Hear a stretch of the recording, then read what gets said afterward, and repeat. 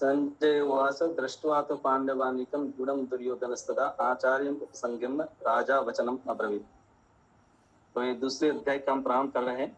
इसमें संजय है, वो कहता है कि हे राजन, पांडुपुत्रों द्वारा सेना की व्यूह रचना देखकर राजा दुर्योधन अपने गुरु के पास गया और उसने ये शब्द कहे।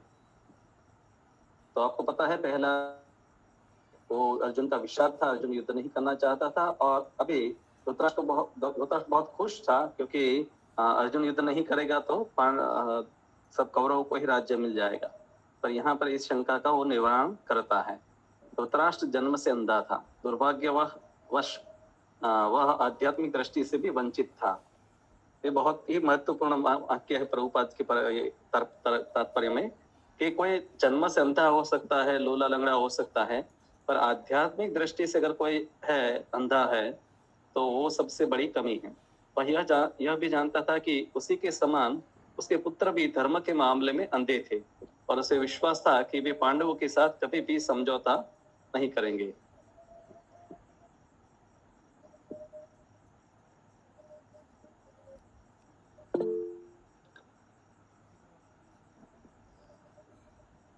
तो ऊपर स्क्रॉल करो।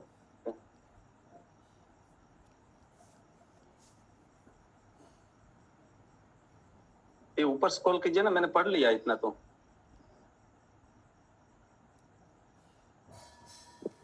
प्रभु जी ऊपर कीजिए।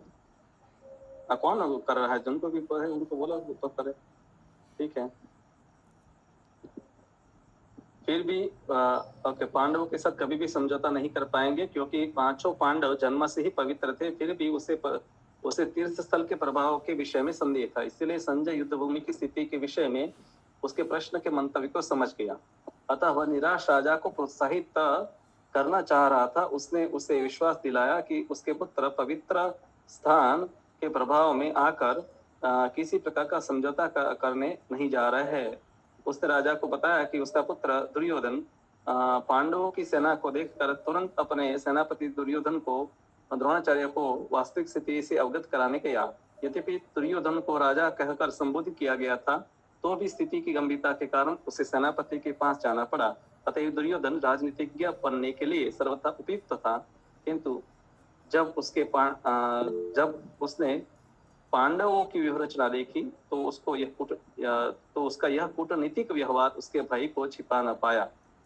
तो यहाँ पर वस्तु यह है कि श्लोक नंबर यहाँ से जो है, हम आगे की दुर्योधन की राजनीति का दर्शन करते हैं कि वो क्या क्या कह रहा है। और मेन वस्तु है कि पांडव जैसे दुर्योधन था, उसी प्रकार से उनके पुत्र भी थे। सब आध्यात्मिक दृष्टि से अंधे। प्रायः इस संसार में सभी लोग इसी प्रकार से होते कलयुग में, कि किसी को धर्म में कोई रुचि नहीं होती है। और आजकल के जो राजनेता है वो तो सिर्फ कहने मात्र के लिए धर्म में रुचि रखते हैं। कभी कभी मंदिर जाते हैं, तो वास्तव में उनको भी धर्म में रुचि नहीं होती है। आगे कीजिए।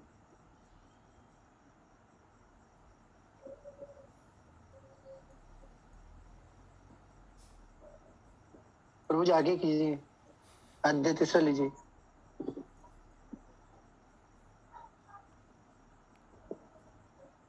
एक्चुअली एक पीडीएफ फाइल है, इस सबको आपकी जरूरत ही नहीं है। पता नहीं आप वेबसाइट वाला क्यों झंझट में पड़े हैं। मुझे बोलते मैं पीडीएफ फाइल भेज देता, वो इसमें ज्यादा आसान रहता। पश्यतां पांडुपुत्राणां महतिं च आचार्य महतिं चमं व्यूढ़ां द्रुपदपुत्रेण तब शिष्येण धीमता। तो यहाँ पर है, अब वो द्रोणाचार्य को कहता है कि आचार्य पांडुपुत्रों की विशाल सेना को देखे, जिसे आपके बुद्धिमान शिष्य द्रुपद के पुत्र ने इतने कौशल से व्यवस्थित किया है। तो पहला अध्याय शुरू किया ना। परम राजनीतिज्ञ दुर्योधन महान ब्राह्मण सेनापति द्रोणाचार्य के दोषों को इंगित करना चाहता था। अर्जुन की पत्नी द्रौपदी के पिता राजा द्रुपद के साथ द्रोणाचार्य का कुछ राजनीतिज्ञ झगड़ा था। इस झगड़े के फलस्वरूप द्रुपद ने एक महान यज्ञ संपन्न किया, जिससे उसे एक ऐसा पुत्र प्राप्त होने का वरदान मिला जो द्रोणाचार्य को वध कर सके। द्रोणाचार्य इसे भली भांति जानते थे।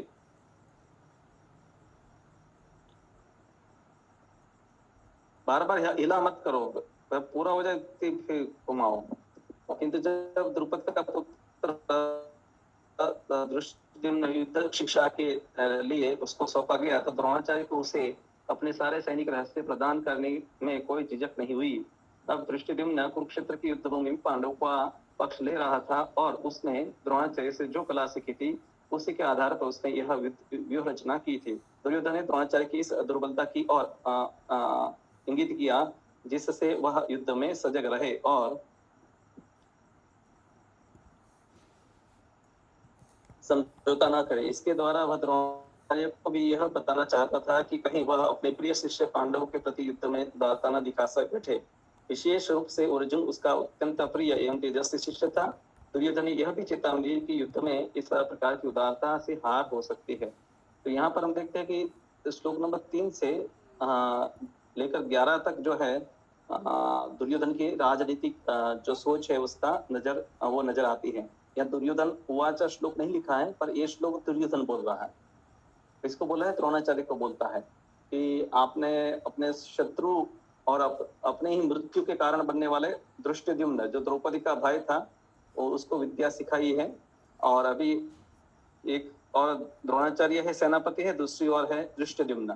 द्रौपदी है वो यज्ञ से प्रकट हुई थी तभी धृष्टद्युम्न भी प्रकट हुआ था। बचपन में है द्रुपद और द्रोणाचार्य एक ही गुरुकुल में पढ़ते थे और द्रुपद ने कहा था कि जब मैं राजा बन जाऊंगा तो तुम्हें आधा राज्य दूंगा। और द्रोणाचार्य ब्राह्मण थे, घर में दूध भी नहीं हुआ करता था तो द्रुपद के पास जाते हैं और द्रुपद को कहते हैं मुझे गाय दो। कहा कि तुम मेरे मित्र नहीं हो सकते, अभी तुम भिखारी हो गए हो। तो द्रोणाचार्य को बहुत गुस्सा आता है। फिर वो हस्तिनापुर में आते हैं और एक कौरव और पांडव को ट्रेनिंग देते हैं। पहले कौरव जाते हैं द्रुपद के साथ लड़ाई करते हैं और हार जाते हैं, फिर पांडवों को भेजते हैं। फिर 5 पांडव है द्रुपद को पकड़ कर ले आते हैं और फिर द्रोणाचार्य उनका आधा राज्य ले लेते हैं और कहते हैं कि अभी हम दोनों समान हो गए हैं। तो इसका बदला लेने के लिए द्रुपद महाराज है यज्ञ करते हैं जिसे द्रौपदी और धृष्टद्युम्न प्रकट हुई। और धृष्टद्युम्न है उसको पढ़ने के लिए द्रोणाचार्य के पास ही भेजा। द्रोणाचार्य जानते थे कि यही व्यक्ति मेरे मृत्यु का कारण बनेगा, फिर भी ब्राह्मण की उदारता के कारण उन्होंने उसको पढ़ाया। तो यहाँ पर अब चेतावनी दे रहे हैं कि आपने इस प्रकार की उदारता जीवन में कई बार की पर अभी ये अंतिम युद्ध है तो इसमें आप उदारता नहीं करना है। खासकर अर्जुन के प्रति उदारता नहीं करना है क्योंकि अर्जुन है वो द्रोणाचार्य का प्रिय शिष्य था। नेक्स्ट।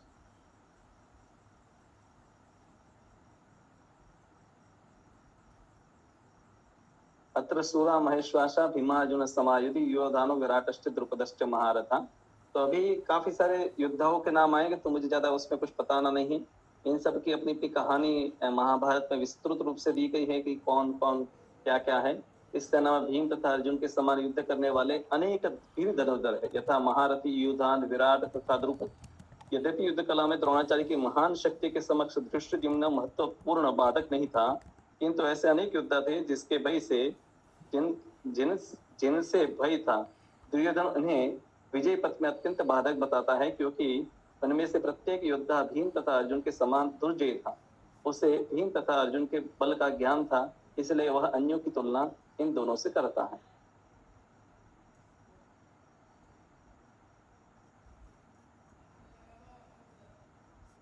इनके साथ ही दुष्ट के चेकितान काशीराजश्च वीर्यान पुरजित कुंती भोजश्च शैब्यश्च नरपुंगव। तो अभी योद्धाओं के नाम ही इनके साथ ही दृष्ट केतु चेकितान काशीराज पुरजित कुंती भोज तथा शैब्य जैसे महान शक्तिशाली योद्धा भी हैं।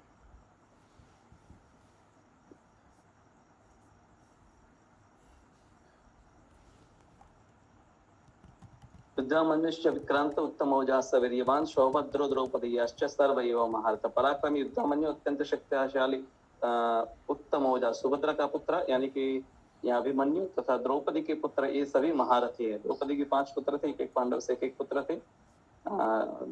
अभिमन्यु भी मारा गया युद्ध में और द्रौपदी का पुत्र 5 पुत्र महाभारत युद्ध के अंत में अश्वत्थामा के द्वारा मारे गए थे। अस्मकं तो विशिष्टा ये तान्य भोज द्विजोत्तम नायक मम सैन्यस्य संज्ञार्थम तान प्रवीमिते। किंतु हे ब्राह्मण श्रेष्ठ आपकी सूचना के लिए मैं अपनी सेना के उन नायकों के विषय में बताना चाहूंगा जो मेरी सेना को संचालित करने में विशेष रूप से निपुण है। तो पहले उसने पांडव की सेना का वर्णन किया, सिर्फ पांडवों की सेना का वर्णन करेंगे तो लोग डर जाएंगे। तो कहा कि हमारी सेना में भी बड़े बड़े लोग हैं।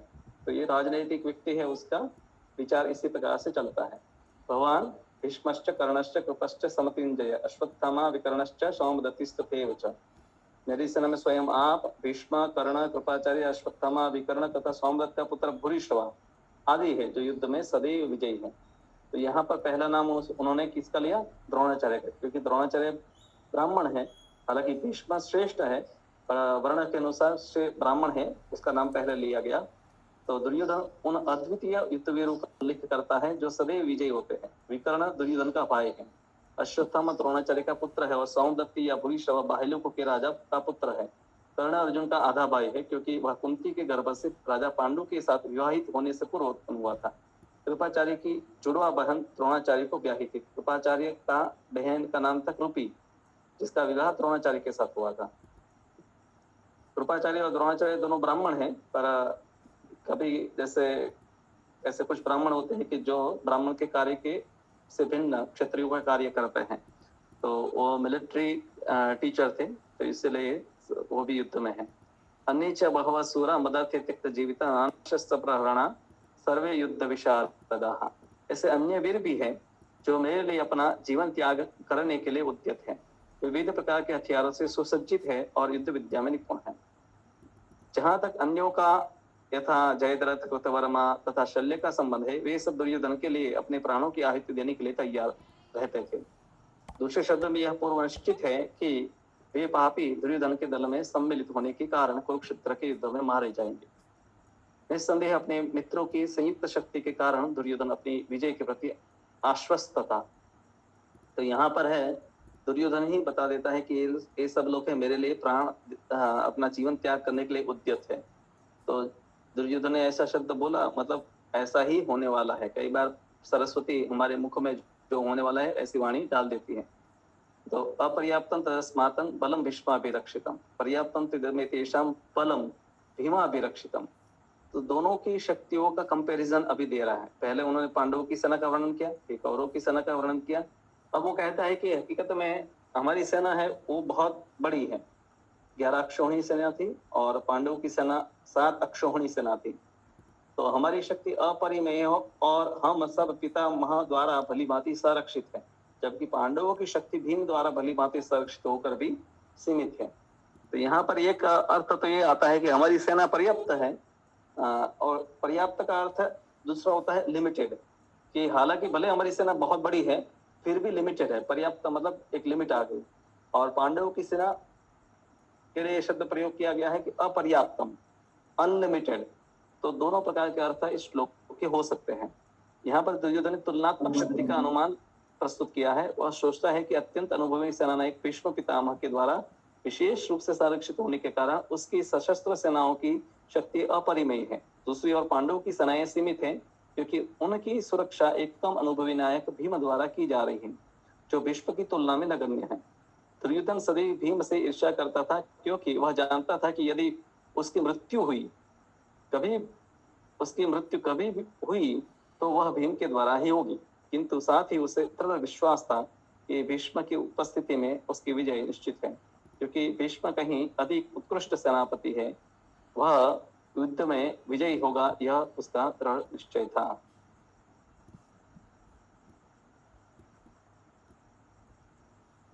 अयनेषु सर्वेषु यथा भागमस्ता भीष्माभिरक्षन्तु भीष्ममेवाभिरक्षन्तु भवन्तः सर्व एव हि।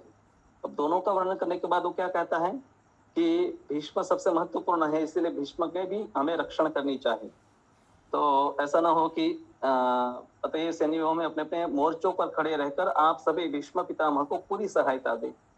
भीष्म पिता को किसी की सहायता की जरूरत नहीं है, फिर भी पॉलिटिकल व्यक्ति है, इसलिए सबका मान रखने के लिए वो बोलता है कि भीष्म को भी हमें सहाय करने की जरूरत है। भीष्म पिता के शौर्य की प्रशंसा करने के बाद दुर्योधन ने सोचा कि कहीं अन्य योद्धा यह न समझ ले कि उन्हें कम महत्व दिया जा रहा है। अतः दुर्योधन ने अपने सहज कूटनीतिज्ञ ढंग से स्थिति संभालने के लिए उद्देश्य से उपयुक्त शब्द कहे। उसने बलपूर्वक कहा कि भीष्मदेव निस्संदेह महानतम योद्धा है, किंतु अब वे वृद्ध हो चुके हैं। अतः प्रत्येक व्यक्ति को चाहिए कि चारों ओर से उनकी सुरक्षा का विशेष ध्यान रखे। हो सकता है कि किसी एक दिशा में युद्ध करने में लग जाए और शत्रु इस व्यस्तता का लाभ उठा ले। अतः वह यह आवश्यक है कि अन्य योद्धा मोर्चा पर अपनी स्थिति पर अड़िग रहे और शत्रु को व्यूह न तोड़ने दे। दुर्योधन को पूर्ण विश्वास था कि कुरुओं की विजयी भीष्मदेव की उपस्थिति पर निर्भर है। उसे युद्ध में भीष्मदेव तथा द्रोणाचार्य के पूर्ण सहयोग की आशा थी, क्योंकि वह अच्छी तरह जानता था कि इन दोनों ने उस समय एक शब्द भी नहीं कहा था जब अर्जुन की पत्नी द्रौपदी को असहाय अवस्था में भरी सभा में नग्न किया जा रहा था और जब उसने उनसे न्याय की भीख मांगी। वह जानते हुए भी कि इन दोनों सेनापतियों के मन में पांडवों के लिए स्नेह था। दुर्योधन की वो आशा थी कि वे इस स्नेह को उसी तरह त्याग देंगे जिस तरह उन्होंने युद्ध क्रीड़ा के अवसर पर किया था। महाभारत में काफी सारे प्रसंग है कि जो कंट्रोवर्शियल हम जिसको कह सकते हैं कि जिसको समझना थोड़ा कठिन होता है। एक और भीष्म पिता है, भगवान के भक्त भी है, पर उन्हीं के सामने द्रौपदी जो भी भगवान के भक्त है उनका चिरहरण हो रहा था और उन्हें विरोध नहीं किया। उस समय द्रोणाचार्य भी थे, उन्होंने भी विरोध नहीं किया। हालांकि उनको फिर भी वहां पर उन्होंने विरोध नहीं किया, इसलिए दुर्योधन को लगा कि अभी ये लोग इस युद्ध में भी हैं, पांडवों को मारने में है, पीछे नहीं रहेंगे, उसमें हमें सहयोग देंगे। तस्य संजन्य हर्ष कुरुवृत्त पितामह सिंहनाद विनत्योच्य शंखम दत्तों प्रतापवान। तो उस समय है विश्व पिता है, भाव समझ जाते दुर्योधन का कि ये क्यों ये सब वस्तु बोल रहा है, तो वो शंख बजा देते हैं। तब कुरुवंश के वयोवृत्त परम प्रताप एवं वृद्ध पितामह ने सिंह गर्जना की सी ध्वनि करने वाले अपने शंख को उच्च स्वर से बजाया, जिससे दुर्योधन को हर्ष हुआ। कुरुवंश के वयोवृत्त पितामह अपने पौत्र दुर्योधन का मनोभाव जान गए और उनके प्रति अपनी स्वाभाविक दयावश उन्होंने उसे प्रसन्न करने के लिए अत्यंत उच्च स्वर में अपना शंख बजाया, जो उनकी सिंह के समान स्थिति के अनुरूप था। अप्रत्यक्ष रूप में शंख के द्वारा प्रतीकात्मक ढंग से उन्होंने अपने हताश पौत्र दुर्योधन को बता दिया कि उन्हें युद्ध में विजय की आशा नहीं है, क्योंकि दूसरे पक्ष में साक्षात भगवान श्री कृष्ण है। फिर भी युद्ध का मार्गदर्शन करना उनका कर्तव्य था और इस संबंध में वे कोई कसर नहीं रखेंगे। तो यहाँ तक हम श्लोक नंबर 11 तक दुर्योधन की कूटनीति का दर्शन कर सकते हैं। श्लोक नंबर 12 से आगे कुछ श्लोकों में कई लक्षण ऐसे दिखाई देते हैं कि जिससे हमें पता चलता है कि पांडवों का ही विजय होगा, क्योंकि कई वस्तुएं हैं, कोई प्रसंग है उसकी शुरुआत में ही कुछ लक्षण दिखाई देते हैं। यहाँ पर भी इस युद्ध के प्रसंग के में शुरुआत में ही कुछ लक्षण दिखाई देते हैं। तथा शंखाश्च भैर्यश्च प्रणमानक गौमुखा सहसेवाभ्यनंत स शब्दस्तुमुलो अभवत्। ससेवाभ्यहन्यंत स शब्दस्तुमुलो अभवत्। तो वहां पर बहुत सारे युद्ध में क्या होता है कि लड़ने वाले सैनिक होते हैं, उसके अलावा ये शंख नगाड़े बिल्कुल तुरही सिंह ये सब बजाने वाले भी लोग होते हैं, डॉक्टर्स होते हैं, कुकिंग वाले स्टाफ होते हैं, रात को सबको मनोरंजन करने वाले संगीत वाले लोग होते हैं। पर इन लोगों को युद्ध में मारा नहीं जाता है, युद्ध के भाग नहीं होते हैं। तो वो सबको प्रोत्साहन देने के लिए युद्ध की शुरुआत में या ऐसे बजाते हैं ताकि एक उस माहौल बने। पर ये जो बजाने वाले हैं प्रायः जो है कई लोग वहां पर है शंख युद्ध के भाग नहीं होते। हालांकि वहां पर है जो योद्धा होते हैं वो भी अपना शंख बजाते हैं, पर नगाड़े बिगुल तुरही सिंह बजाने वाले कई ऐसे एक्स्ट्रा लोग भी होते हैं। तो इसलिए समवेत स्वर अत्यंत कोलाहलपूर्ण था, तो बहुत जोर से आवाज हुई। तथा श्वेते रहे युक्ते महति चंदने स्थितो माधव पांडवश्चैव दिव्य शंको प्रदत्मतु। तो आप भगवद गीता पढ़ेंगे तो अलग अलग श्लोक में भगवान और अर्जुन के लिए भिन्न भिन्न नाम आएंगे। यहाँ पर भगवान के लिए नाम है माधव, अर्जुन के लिए नाम है पांडव। तो यहाँ पर उन्होंने शंख बजाए अपने। दूसरी ओर से श्वेत घोड़ों द्वारा खींचे जाने वाले विशाल रथ पर आसीन कृष्ण तथा अर्जुन ने अपने अपने दिव्य शंख बजाए। भीष्मदेव द्वारा बजाए गए शंख की तुलना में कृष्ण तथा अर्जुन के शंख को दिव्य कहा गया है। दिव्य शंखों के नाद से यह सूचित हो रहा है कि दूसरे पक्ष के विजयी की कोई आशा न थी, क्योंकि कृष्ण पांडवों के पक्ष में थे। जयस्तु पांडुपुत्राणाम येषां पक्ष जनार्दन। जय सदा पांडवों के पुत्रों जैसे की ही होती है, क्योंकि भगवान श्री कृष्ण उनके साथ है। और जहां जहां भगवान विद्यमान है वहीं वहीं लक्ष्मी भी रहती है। माधव मतलब लक्ष्मी के पति, क्योंकि वे अपने पति के बिना नहीं रह सकती। अतः जैसा कि विष्णु या भगवान कृष्ण के शंख द्वारा उत्पन्न दिव्य ध्वनि से सूचित हो रहा है, विजय तथा शीत दोनों ही अर्जुन की प्रतीक्षा कर रही थी। इसके अतिरिक्त जिस रथ में दोनों मित्र आसीन थे वह अर्जुन को अग्नि देवता द्वारा प्रदत्त था, और इससे सूचित हो रहा था कि तीनों लोकों में जहाँ कहीं भी वह जाएगा वहाँ विजय निश्चित है। तो यहाँ से और एक लक्षण दिखाई देता है कि शंख जो है भगवान के और अर्जुन के उनको दिव्य कहा गया है, बाकी के लोगों के शंख को दिव्य नहीं कहा गया है।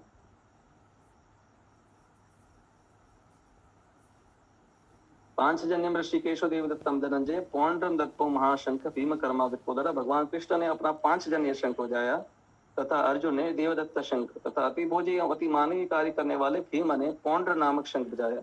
इस श्लोक में भगवान कृष्ण को ऋषिकेश कहा गया है क्योंकि वे यही समस्त इंद्रियों के स्वामी हैं और सारे जीव उनके भिन्नांश है। अतः ये जीवों की इंद्रिया भी उनकी इंद्रियों के अंश है। चूंकि निर्विश्वादी जीवों की इंद्रियों का कारण बताने में असमर्थ है, इसलिए वे जीवों को इंद्रिय रहित या निर्विशेष कहने के लिए उत्सुक रहते हैं। भगवान समस्त जीवों के हृदयों में स्थित होकर उनकी इंद्रियों को का निर्देशन करते हैं, किंतु वे इस तरह निर्देशन करते हैं कि जीव उनकी शरण ग्रहण कर ले और विशुद्ध भक्त की इंद्रियों को का तो वे प्रत्यक्ष निर्देशन करते हैं। तो ऋषिकेश नाम बहुत ही महत्वपूर्ण है। भगवान है वो भी उनकी भी आध्यात्मिक इंद्रिया है, जीवों की भी आध्यात्मिक इंद्रिया है, और भगवान है इंद्रियों के स्वामी है। तो हर जीव को वो प्रेरणा देते हैं, पर विशेष करके भक्त का वो प्रत्यक्ष निर्देशन करते हैं। जैसे अर्जुन का यहाँ रथ चला रहे, अर्जुन को सलाह दे रहे हैं, भगवान हमें भी निर्देश देना चाहते हैं, पर हमारा हृदय शुद्ध होगा तो हम भगवान के निर्देशों को सुन पाएंगे, समझ पाएंगे। अन्यथा हमें भगवान के जो भक्त हैं उनके निर्देश का पालन करना चाहिए, जो भगवान के द्वारा ही प्रेरित होते हैं। तो इसलिए भगवान से आपको मार्गदर्शन लेना है तो पहले भगवान के भक्त से आप मार्गदर्शन लेना सीख जाइए, और धीरे धीरे हमारा हृदय शुद्ध होगा तो भगवान के निर्देश आप स्वयं भी समझ पाएंगे। तो इसलिए उनको ऋषिकेश कहा गया है। भगवान के विविध कार्यों के अनुसार उनके भिन्न भिन्न नाम होते हैं। जैसे मधुसूदन, क्योंकि उन्होंने मधु नाम के असुर को मारा। गौ तथा इंद्रियों के स्वामी हैं, को आनंद देते हैं, इसलिए उनको गोविंद कहते हैं। वसुदेव का पुत्र होने के कारण उनको वासुदेव कहते हैं। देव की माता को माता रूप में स्वीकार किया तो इसलिए उनको देवकी नंदन कहते हैं। यश वृंदावन में यशोदा के साथ बाल लीला करने के कारण उनको यशोदानंदन कहते हैं। एक वार्तालाप है जिसमें कोई पूछ रहा है कि भगवान का क्या नाम है। प्रभुपाद जी कहते हैं कि भगवान का वैसे कोई नाम नहीं है, पर भगवान के अनेक नाम हैं, क्योंकि अनेक लीलाएं वो करते हैं, तो इसलिए भगवान को ये उनके लीलाओं के संबंधित नाम है वो ज्यादा प्रिय है। इसलिए आप देखिए भारत में परंपरा ये रही है, गांव में भी अभी भी होता है कि किसी स्त्री या पुरुष को बोलना है तो उनके सीधे नाम से बोलने की जगह पर क्या बोला जाता है। जैसे किसी के बेटे का नाम है रमेश है और रमेश की मम्मी, रमेश की मम्मी क्यों कहते हैं, क्योंकि उनकी माँ को उनका पुत्र प्रिय है, तो रमेश की मम्मी जो बोलेंगे तो उनकी माँ को ज्यादा आनंद मिलता है। सीधा अगर रमेश की मम्मी का नाम मान लीजिए सविता है, सविता बोलने की जगह पर ऐसा बोला जाता है कि और रमेश की मम्मी या रमेश के पिताजी। तो उसी प्रकार से भगवान के लिए भी नाम है, ये यशोदानंदन, ये यशोदा के पुत्र, देवकी नंदन, देवकी के पुत्र। और यशोदा को भी भगवान कृष्ण की माता के रूप में कृष्ण की मैया, तो इस प्रकार से संबोधन किया जाता है। इसी प्रकार उनका नाम ऋषिकेश भी है, क्योंकि उन्होंने कुरुक्षेत्र के युद्ध स्थल में अर्जुन का निर्देशन किया। इस श्लोक में अर्जुन को धनंजय कहा गया है। अब अर्जुन का भी नाम है धनंजय, यानी कि जो धन को संग्रह किया, क्योंकि जब उनके बड़े भाई को विभिन्न यज्ञ संपन्न करने के लिए धन की आवश्यकता हुई तो इसे प्राप्त करने में उन्होंने सहायता की। ये सब कथाएं है महाभारत, जो बहुत ही विस्तृत ग्रंथ है। गीता भी उसी का भाग है। महाभारत में 1,00,000 श्लोक है, गीता में 700 श्लोक है। तो उसमें ये सब कथाएं दी गई है कि कैसे अर्जुन है अलग अलग जगह गया और धन बटोर कर लाया। उसी प्रकार भीम भृकोदर कहा जाता है, क्योंकि जैसे ही वे अधिक खाते हैं उसी प्रकार वे अति मानवीय करने वाले हैं।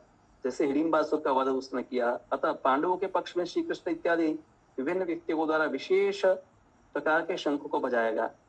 जाना युद्ध करने वाले सैनिकों के लिए अत्यंत प्रेरणाप्रद था। विपक्ष में ऐसा कुछ न था, तो परम निर्देशक भगवान कृष्ण थे, नहीं भाग्य की देवी थे। अतः युद्ध में उनकी पराजय पूर्व निश्चित थी। शंखों की ध्वनियां ध्वनि मानो यही संदेश दे रही थी। आगे और भी शंखों के नाम आएंगे, तो अब सिर्फ शंखों के नाम ही, इसमें प्रभुपाद कमेंट्री नहीं दी है। अनंत विजयम राजा कुंती पुत्रो युधिष्ठिर नकुल सहदेवश्च सुकोशमणि पुष्पको काश्यश्च परमेवाश्च शिखंडिश्च महारथ दुष्टजिम्नो विराटश्च चात्यकिश्च पराजितः द्रुपदो द्रौपदेयाश्च सर्वश पृथ्वीपते सौभद्रश्च महाबाहो शंखान तत्मु पृथक पृथक। तो वे भिन्न भिन्न शंखों के नाम दिए गए हैं। हे राजन, ओके थोड़ी सी कमेंट्री है। हे राजन, कुंती पुत्र राजा युधिष्ठिर ने अपना अनंत विजय नामक शंख बजाया तथा नकुल और सहदेव ने सुघोष एवं मणिपुष्पक शंख बजाए। महान धनुर्धर काशीराज परम योद्धा शिखंडी धृष्टद्युम्न विराट अजय सात्यकी द्रुपद द्रौपदी के पुत्र तथा सुभद्रा के महाबाहु पुत्र आदि सबों में अपने अपने शंख बजाए।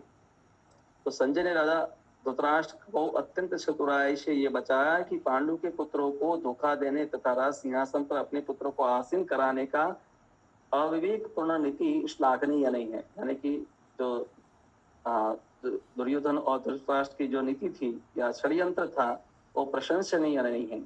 दक्षिणों से पहले ही यह सूचित हो रहा था कि इस महायुद्ध में सारा कुरुवंश मारा जाएगा।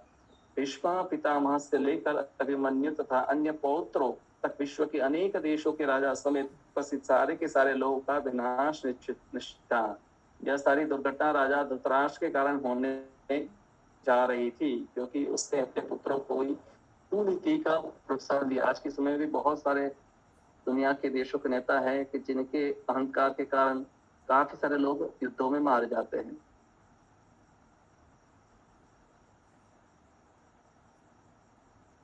घोषो धातराष्ट्राणां हृदयानि व्यदारयन् नभश्च पृथ्वीं चैव स्तुमुलो अभ्युन्नादयन्। इन विभिन्न शंखों की ध्वनि कोलाहलपूर्ण बन गई, जो आकाश तथा पृथ्वी को शब्दायमान करती हुई धृतराष्ट्र के पुत्रों के हृदयों को विदीर्ण करने लगी। जब कौरवों ने शंख बजाए तो कुछ नहीं हुआ, पर जब पांडवों ने शंख बजाए तो उसकी ध्वनि ऐसी थी कि धृतराष्ट्र के जितने युद्ध में वो कहाँ गए। अभी आपके कोई प्रश्न है तो इसके बाद हम लेंगे। आपके कोई प्रश्न है तो तैयार रखिए, हम इसको लेंगे। जब भीष्म तथा दुर्योधन के पक्ष के अन्य वीरों ने अपने अपने शंख बजाए तो पांडवों के हृदय विदीर्ण नहीं हुई। ऐसी घटना का वर्णन नहीं मिलता, किंतु इस विशिष्ट श्लोक में कहा गया है कि पांडव पक्ष में शंखनाद से धृतराष्ट्र के पुत्रों की हृदय विदीर्ण हो गए। इसका कारण स्वयं पांडव और भगवान कृष्ण में उनका विश्वास है। परमेश्वर की शरण ग्रहण करने वाले को किसी प्रकार का भय नहीं रह जाता, चाहे वह कितनी ही विपत्ति में क्यों ना हो। कई भक्त है मीटिंग ज्वाइन करते बाहर निकलते, ज्वाइन करते बाहर निकलते। अच्छा है आप आधा घंटे के लिए पूरा भाग लेंगे तो अच्छा है आपके लिए भी। बीच बीच में जाएंगे तो कई वस्तु मिस करते हैं, तो यहाँ पर हम पूरा करते हैं। आपके कोई प्रश्न है तो पूछ सकते हैं, 2-5 मिनट के लिए एक्सटेंड कर सकते हैं।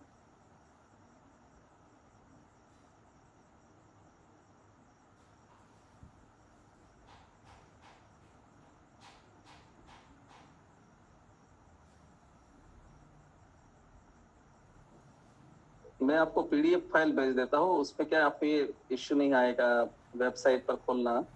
उसकी जगह पर आपको सिर्फ स्क्रॉल करना है हाथ से, और वो हॉरिजॉन्टल फाइल होगी। तो मोबाइल को आप है ऐसे हॉरिजॉन्टल रखना है, तो आपके लिए आसान भी हो जाएगा उसको हैंडल करना। और लोगों को मतलब फाइल है अगर मोबाइल है हॉरिजॉन्टल पोजीशन में रखा है, आड़ा रखा है, तो अच्छी तरह से दिखाई देगा। आपके कोई प्रश्न है तो बोलिए।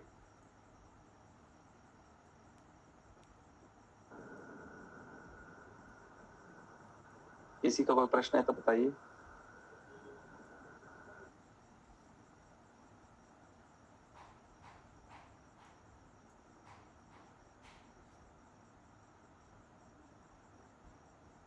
कोई प्रश्न नहीं है मेरे ख्याल से। ओके प्रभु जी, जब की क्वालिटी कैसे बढ़ाई जाए, तो ये एवरग्रीन क्वेश्चन है। जब की क्वालिटी कैसे बढ़ाई जाए, काफी सारी वस्तुएं हो सकती है इसमें। जब करते समय कुछ वस्तुओं का ध्यान देना होता है। कुछ वस्तुएं हैं कि जब से पहले और जब के बाद हम क्या करते हैं वो भी महत्वपूर्ण है। पूरे दिन में जो आप करते हैं वो आपको प्रभावित करता है। रात को अगर आप समय से नहीं सोते वो आपको प्रभावित करता है। जब करते समय क्या ध्यान में देना है, जहां पर आपको डिस्टर्बेंस हो, अर्ली मॉर्निंग जब करे, मोबाइल है जब पूरा हो जाए सुबह, 8 बजे के बाद ही मोबाइल 8 पहले, उससे पहले माला कर लीजिए। बाकी कई वस्तुएं आपको प्रभावित करेगी, क्योंकि मन है आपका हमेशा साथ में होता है। तो जब के बाद आप क्या कर रहे हैं, जब से पहले आप क्या कर रहे थे, वो भी सब वस्तुएं प्रभावित करता है आपको। भक्तों के साथ में बैठकर माला जप कर सकते हैं, मंदिर में बैठकर माला जप करते हैं तो संग से ज्यादा उसका प्रभाव रहेगा। महामंत्र है, उसकी महिमा जो है, हरि नाम की महिमा को भी समझना है। उसके ऊपर भी कई पुस्तकें हरि नाम की महिमा के ऊपर, उसको भी आप पढ़ेंगे प्रतिदिन। तो धीरे धीरे इसका महत्व जब समझेंगे तो आप ध्यान इधर उधर नहीं जाने देंगे। आप उसको अच्छी भावना में ही, सही भावना में ही माला जप करेंगे।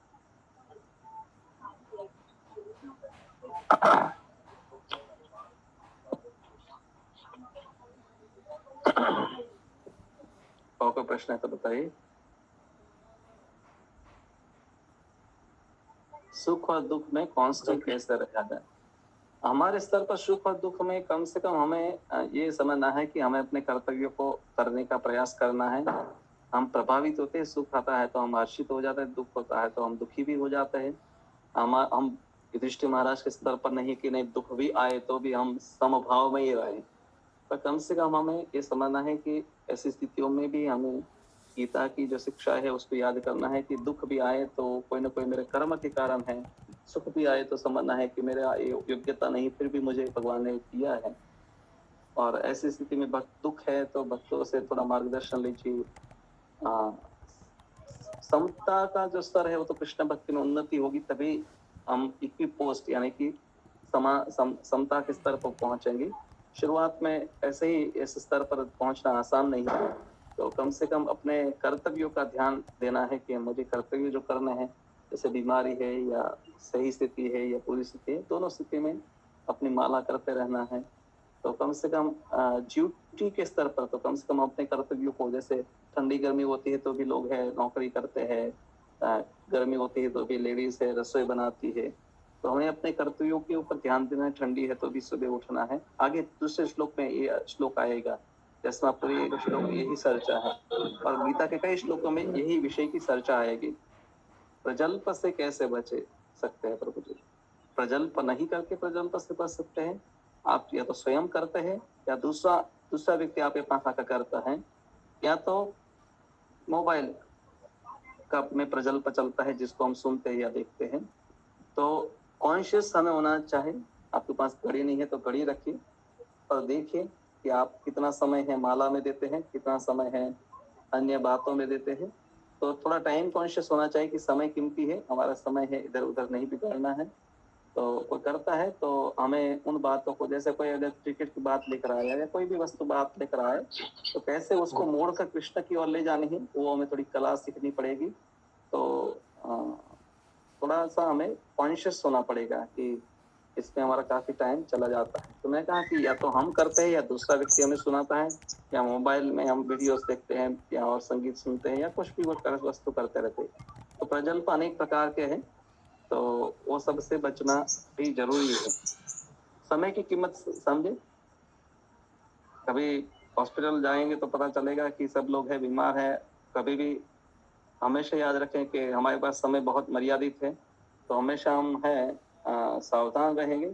पर ये लगेगा कि भाई हमारे पास तो बहुत टाइम है, तो हम फिर सावधान नहीं रहेंगे। खुद की अहम को नाश कैसे करें? भगवान ने अहम को क्यों बनाया है? खुद की अहम को नाश नहीं करना है, पर सही अहम होना चाहिए कि मैं भगवान का दास हूँ। अहम तो हमारा अस्तित्व है, तो सही अहम है, अहंकार है कि मैं भगवान का दास हूँ। और अगर ये विचार करते हैं कि मैं क्षत्रिय हूँ, मैं हिंदू हूँ, भारतीय हो, पुरुष हो, मैं ब्यूटीफुल हूँ, तो ये सब मिथ्या है। सही अहंकार जो है, मैं भगवान का सेवक हूँ, तो ये अहंकार का चिंतन करेंगे तो गलत जो अहंकार है वो नष्ट हो जाएगा। मेरे ख्याल सबके प्रश्न पूरे हो गए हैं, और कुछ प्रश्न नहीं है तो हम गुरुजी गुरुजी मैंने भी माला ले ली है राहुल गुरुजी से। ओके, माला ले ली है, और जपने वाली माला और अपना ये मंत्र ले लिया है। अच्छी बात है। और अभी मैंने आज से कर लिया है, सुबह से स्टार्ट कर लिया था और शाम को 2 बार 108 मंत्र। बस तो यही है, आपको अभी मेडिसिन मिल गया, पर दवाई नियमित रूप से लेते रहनी है। और खास करके जीवन में कठिनाई आए तब जैसे डॉक्टर के पास जाते हैं उसी प्रकार भक्तों के पास जाना है, भक्तों से दूर नहीं जाना है। तो भक्तों को हाँ पकड़ जी, कर गुरुजी। रखेंगे तो हम कृष्ण के पास पहुंच ही जाएंगे। हाँ, और आपने जो प्रसाद भेजा था ना, वो मिल गया था राहुल भाई के पास में।